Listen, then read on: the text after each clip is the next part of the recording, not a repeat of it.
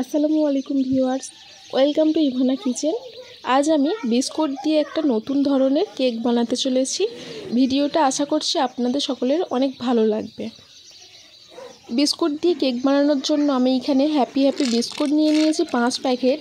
এখানে আপনারা হ্যাপি বিস্কুটের জায়গায় অন্য ওরিও বা অন্য কোনো বিস্কুটও নিতে পারেন। এখানে আমি বিস্কুটের প্যাকেটগুলো থেকে বিস্কুটগুলো বার করে নিচ্ছি একটা প্লেটের মধ্যে।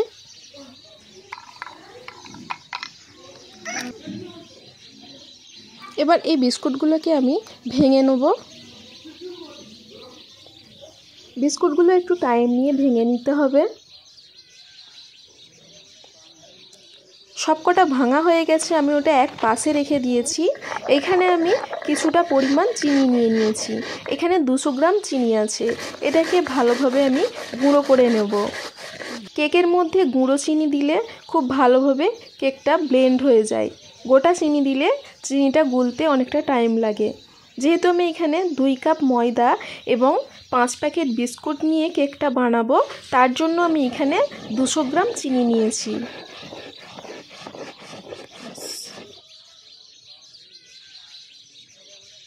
চিনিগুলো গুঁড়ো করা হয়ে গেছে। এবার এগুলো আমি একটা পাত্রের মধ্যে নিয়ে নিচ্ছি।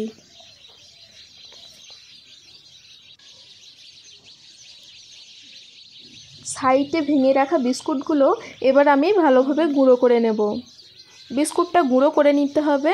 যদি বিস্কুটের ওপরেই দুধ দিয়ে ব্লেন্ড করতে যান তাহলে এর মধ্যে গিটলি হয়ে রয়ে যাবে, খুব ভালোভাবে ব্লেন্ড হবে না কেকের ব্যাটারটা। অবশ্যই এটাকে গুঁড়ো করে নেবেন।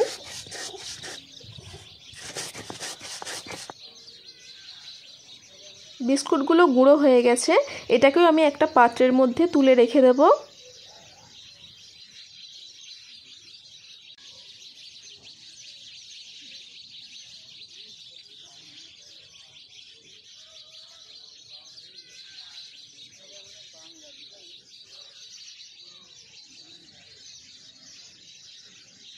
এবার আমি যেই পাত্রের মধ্যে ব্যাটারটা বানাবো সেই পাত্রের মধ্যে 2টো ডিম ভেঙে নিয়েছি। এবার ডিম থেকে কুসুমটা আমি আলাদা করে নেব।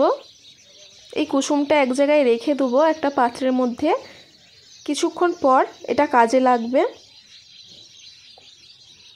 এবার যে ডিমের সাদা অংশটা আমি ভালোভাবে ব্লেন্ড করে নেব একটা ব্লেন্ডারের সাহায্যে। একটু টাইম নিয়ে ব্লেন্ড করতে হবে। দেখতে পাচ্ছেন এরকম সাদা সাদা হয়ে যাবে। এটা আমি 5 মিনিট ব্লেন্ড করার পর এরকম হয়েছে।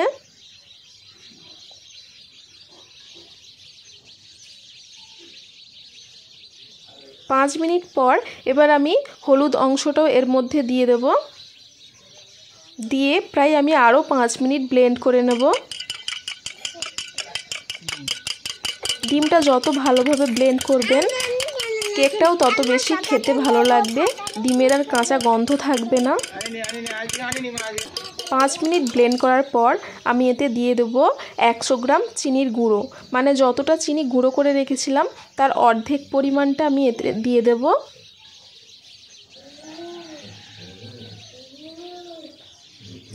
দিয়ে আমি কেকের ব্যাটারটা ভালোভাবে মিক্স করে নেব।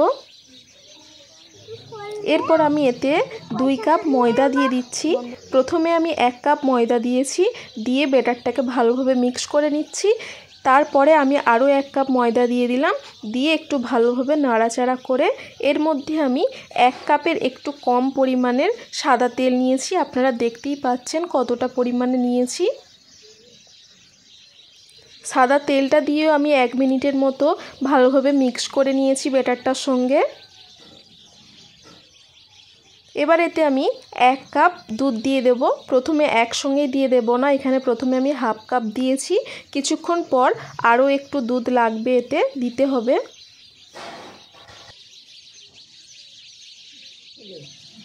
আরও কিছুটা পরিমাণ দুধ দিয়ে দিলাম।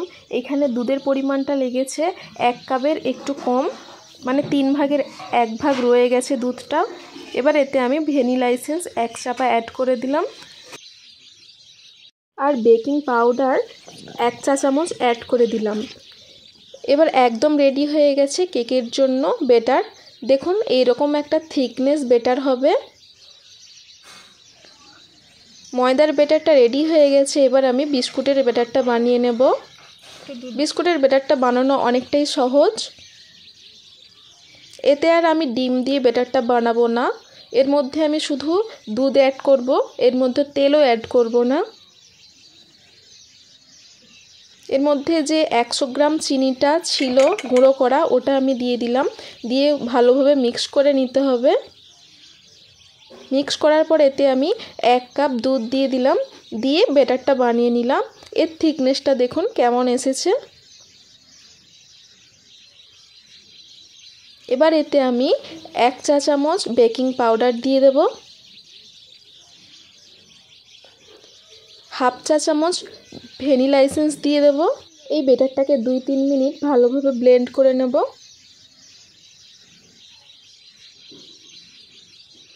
কেক বানানোর জন্য বিস্কুটের ব্যাটারটাও একদম রেডি হয়ে গেছে করে। একদম খুব কম সময়ে আর অনেক সহজভাবেই কেকটা বানানো যায়, অনেক ভালো ডিজাইন করে। এবার আমি কেকটা যেই পাত্রের মধ্যে করব, এরকম একটা সিলভার পাত্র নিতে হবে। যদি স্টিলের পাত্র নেন তাহলে ওর মধ্যে লেগে যাওয়ার ভয় আছে, নিচে ধরে যেতে পারে। আমি এটা মাটির উনানে করব, তাই জন্য আমি এরকম একটা সিলভার মোটা জায়গা নিয়েছি। এবার এর মধ্যে আমি ময়দার ব্যাটারটা দিয়ে দিলাম, তার উপরে বিস্কুটের ব্যাটারটা দিয়ে দিলাম। এইরকমভাবেই আমি পরপর দিতে থাকবো।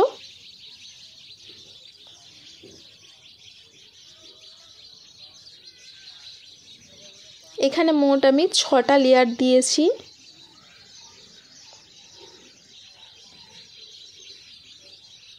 এরকমভাবে কেকটা বানালে এর ডিজাইনটা খুব ভালো আসে। 6টা লেয়ার দেয়া কমপ্লিট হয়ে গেছে। এবার এটাকে আমি একটু বসিয়ে এরকম চাপড়ে নিচ্ছি, যাতে ভেতরে যদি কোনো হাওয়া ঢুকে থাকে ওটা বেরিয়ে আসবে।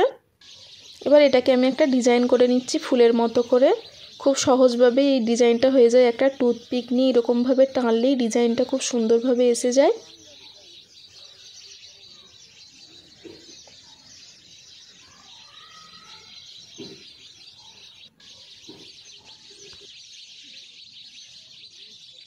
কেকটা দেখতে অসম্ভব সুন্দর হয়েছে।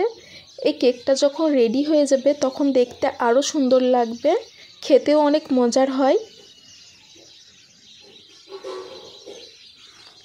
3-4টি উপকরণ দিয়ে এত সুন্দর একটা কেক আপনারা বাড়িতেও বানিয়ে ফেলতে পারেন।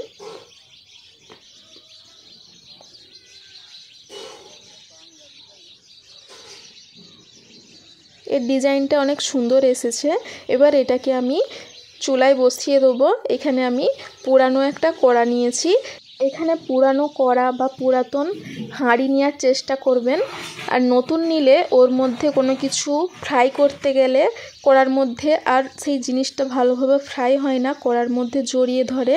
আর নতুন হাঁড়ি নিলে ওই হাঁড়িটাও খারাপ হয়ে যাওয়ার সম্ভাবনা থাকে, তাই চেষ্টা করবেন এখানে পুরানো কিছু নেওয়ার। এই কড়াটার মধ্যে আমি নুন কিছুটা দিয়ে গরম করে নিয়েছিলাম, ওর মধ্যেই আমি কেকের জামটা বসিয়ে দিয়েছিলাম।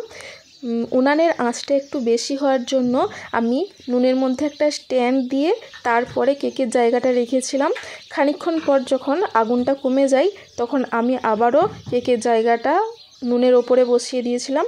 কেকটা 20 মিনিট পর খুলে দেখেছি, একদম পারফেক্টভাবে রেডি হয়ে গেছে। দেখুন, খেতেও অনেক মজার হয়েছিল। আপনারাও এরকমভাবে একবার বাড়িতে বানিয়ে খাবেন, আশা করছি অনেক ভালো হবে। কেকের ডিজাইনটাও অনেক সুন্দর এসেছে, দেখতে পাচ্ছেন। খুব সহজেই যেই পাত্রে কেকটা করা হবে ওইখান থেকে উঠে চলে আসবে।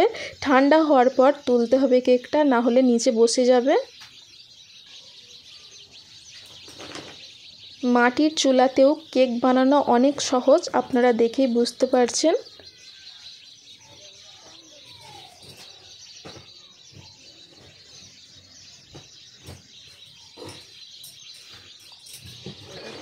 কেকটা অনেক স্পঞ্জি হয়েছিল।